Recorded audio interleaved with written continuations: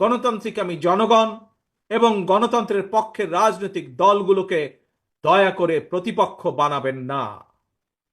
যদি আপনাদের কেউ রাষ্ট্র পরিচালনায় থাকতে চায়, তাহলে সরকার থেকে পদত্যাগ করে জনগণের কাতারে আসুন, নির্বাচন করুন।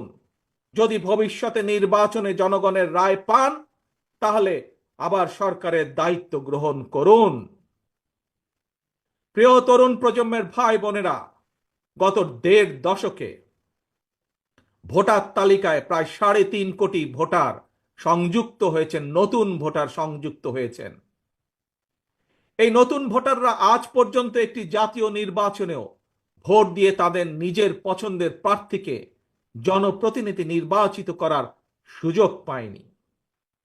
পতিত পরাজিত পলাতক স্বৈরাচারের কাছে মানুষের অধিকার প্রতিষ্ঠা কিংবা নির্বাচন কোনো গুরুত্বপূর্ণ কিছু ছিল না।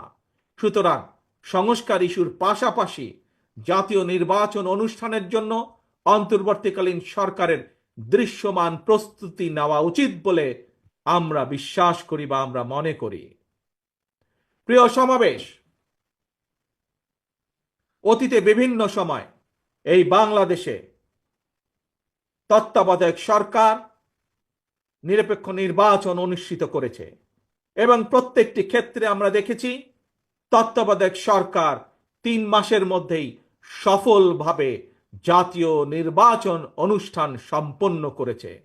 সুতরাং অতীতে এই বাংলাদেশে রেকর্ড রয়েছে 3 মাসের মধ্যে জাতীয় নির্বাচন অনুষ্ঠিত করা সম্ভব। কিন্তু আজ আমরা দেখছি 10 মাস পার হয়ে গেল, অন্তর্বর্তীকালীন সরকার নির্বাচনের দিনক্ষণ ঘোষণা করছে না। আমরা ফ্যাসিবাদ মুক্ত বাংলাদেশে জনগণের সরাসরি ভোটে জনগণের কাছে জবাবদিহিমূলক, জনগণের কাছে দায়বদ্ধ একটি সরকার দ্রুত দেখতে চায়। অন্তর্বর্তীকালীন সরকারের প্রতি আহ্বান, আগামী ডিসেম্বরের মধ্যেই জাতীয় নির্বাচন অনুষ্ঠিত হতে হবে।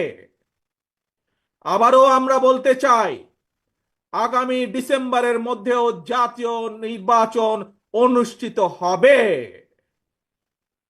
নতুন প্রজন্মের প্রিয় ভাই বোনেরা, আজকের এই সমাবেশ, প্রিয় দেশবাসী, আগামী ডিসেম্বরের মধ্যে আপনারা জাতীয় নির্বাচন অনুষ্ঠান যাতে অনুষ্ঠিত হয় তার প্রস্তুতি নিতে শুরু করুন।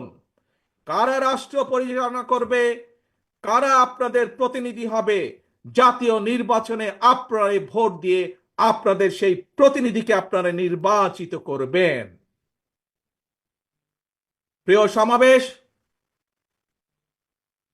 শহীদ রাষ্ট্রপতি জিয়ার সৈনিক দেশনেত্রী বেগম খালেদা জিয়ার কর্মীদের প্রতি আহ্বান জানিয়ে বলতে চাই, আপনারা জনগণের কাছে যান, তাদের প্রত্যাশা জানার চেষ্টা করুন, তাদের প্রত্যাশা বোঝার চেষ্টা করুন, জনগণের মন জয় করুন। কারণ জনগণই বিএনপির সকল রাজনৈতিক ক্ষমতার উৎস। প্রিয় দেশবাসী, প্রিয় সমাবেশ, প্রিয় ভাই বোনেরা, এবার আমি আপনাদের সামনে একটি ছোট্ট স্লোগান তুলে ধরতে চাই।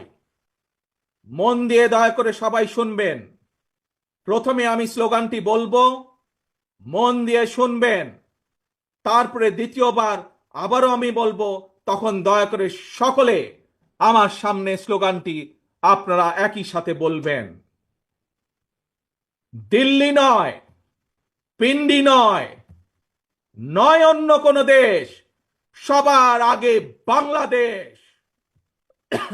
প্রিয় সমাবেশ বলুন, প্রিয় দেশবাসী বলুন, দিল্লি নয়, পিন্ডি নয়, নয় অন্য কোন দেশ, সবার আগে বাংলাদেশ।